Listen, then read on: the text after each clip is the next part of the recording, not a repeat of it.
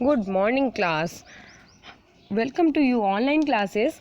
हमने कल अपने कॉन्स्टिट्यूशन के चैप्टर में अभी तक जो पढ़ा वो ये देखा कि किस तरीके से समाज में भेदभाव हो रहा है और किस तरीके से कॉन्स्टिट्यूशन ने हमारे नियम कानून बना रखे हैं, लोगों को समानता पे लाने के लिए गवर्नमेंट स्कीम्स लॉन्च कर रही है और किस तरीके से व्यक्ति को सम्मान के साथ जीना चाहिए। ये सारी चीज़ें हमने सीखी।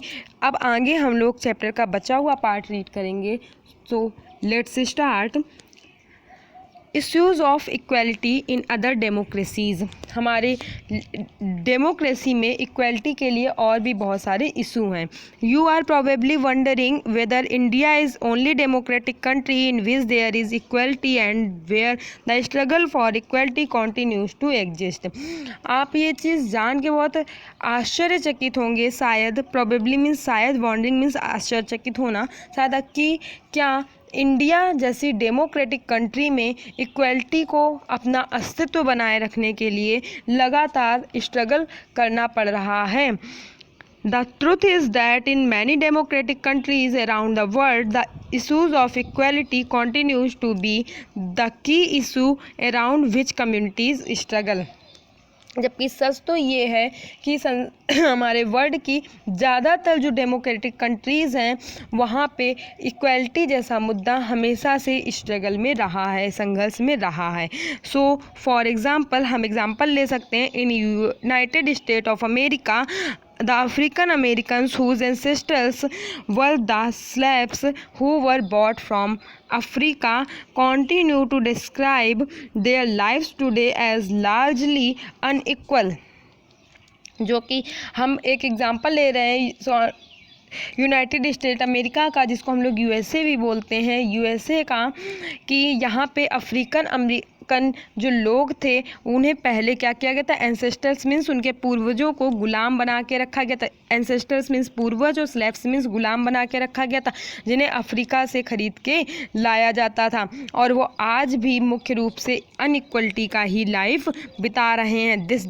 Despite the fact that there was a movement in the late 1950 to push for equal right for African Americans, और जबकि 1950 में ही यहाँ पे अफ्रीकन अमेरिकन के साथ समान रूप से व्यवहार हो, उनको समान अधिकार दिया जा सके, इसके लिए मूवमेंट मतलब एक आंदोलन किया गया।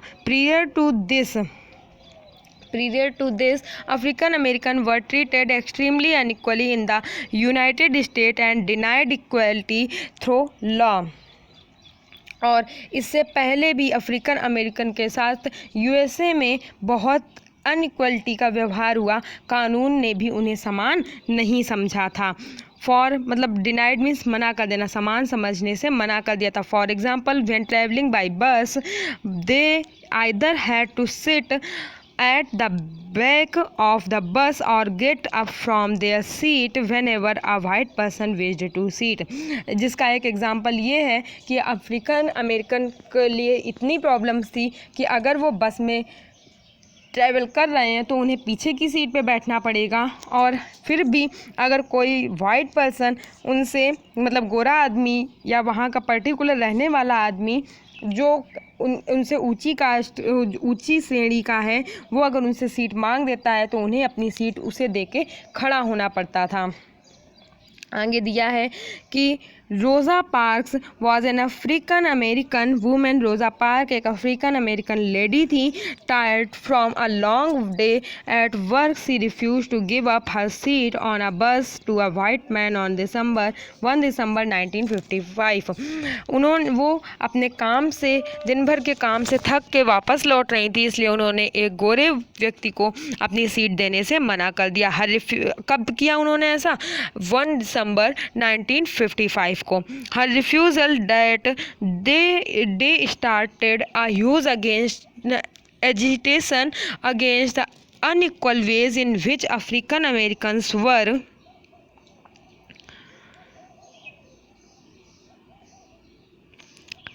treated and which come to be known as the civil right movement.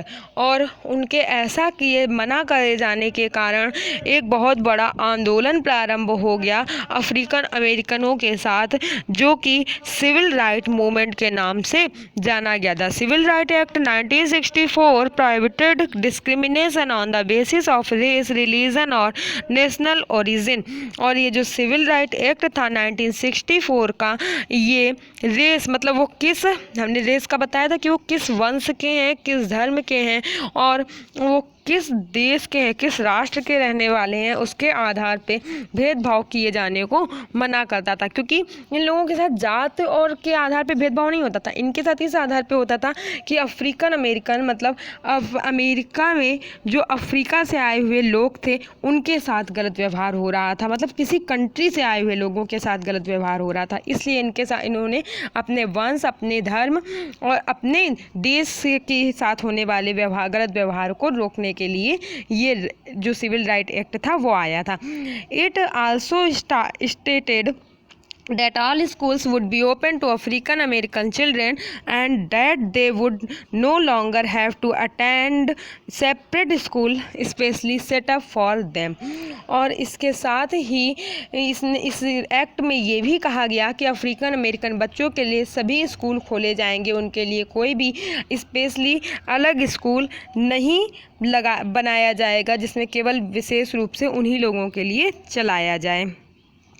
However, despite this, a majority of African American continue be to among the poorest in country। और उसके बाद भी ज़्यादातर जो अफ्रीकन अमेरिकन हैं वो आज भी गरीब हैं। Most African American children can only afford to attend government school that have fewer facilities and poorly qualified teachers as compared to white students who either go to private schools or live in areas where the government schools are as highly rated as private schools।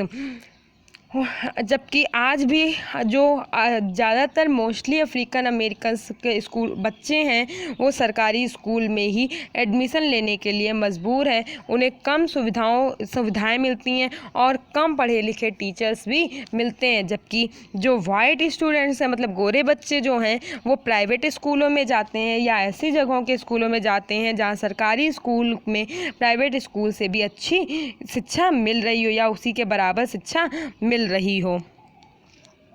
आज भी मतलब इस तरीके का भेदभाव उनके साथ जारी है। इधर देखो साइड में दिया है एक पिक्चर पहले ऊपर बनी हुई है, ये बस का सीन है जिस बस के थ्रू वहाँ पे आंदोलन किया गया था। तो यहाँ एक बस का सीन लिया गया है ये दिखाने के लिए कि बस में वहाँ पे आंदोलन किया गया था। दिया है रोज़ा parks N African American women change the course of American history with one defined act. रोज़ा पार्क एक अफ्रीकन अमेरिकन वुमेन थी जिन्होंने अपने कुछ प्रयासों से अमेरिका की हिस्ट्री को बदल दिया। आगे दिया है except from article 15 of the Indian constitution, मतलब आर्टिकल 15 इंडियन कॉन्स्टिट्यूशन का जो है उसका कुछ पार्ट लिया गया है यहाँ पे। एक्सेप्ट मीन्स कुछ हिस्सा यहाँ पे लिया गया है। Prohibition of discrimination on grounds of religion, race, caste, sex और प्लेस ऑफ बर्थ। मतलब इसमें कहा गया है कि किसी भी पर्सन के साथ प्रोहिबिशन मीन्स मना किया गया है ऑफ डिस्क्रिमिनेशन भेदभाव को मना किया गया और किस आधार पे, धर्म, वंश, जाति और लिंग मतलब वो मेल है फीमेल है या उसका बर्थ प्लेस क्या है, इसके आधार पे होने वाले भेदभाव को मना किया गया है। The state shall not discriminate against any citizen on ground only if only of religion, race, sex, caste, place of birth और any of them.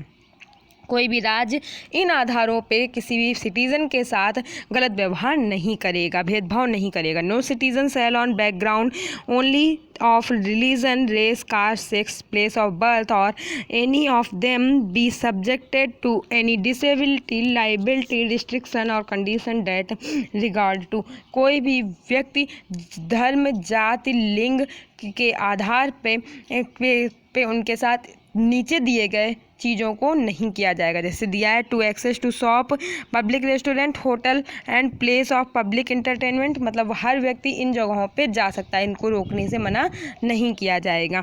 The use of wells, tanks, bathing ghats, roads and place of public resort maintain wholly या partly out of state fund और dedicated to use of general public.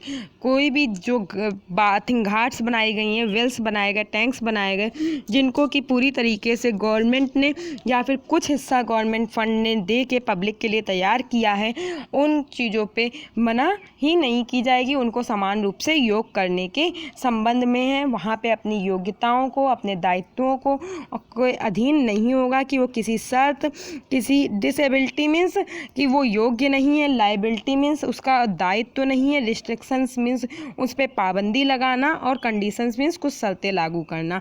तो इस subject से बताया गया था। Challenge of democracy, democracy के लिए चैलेंज क्या है?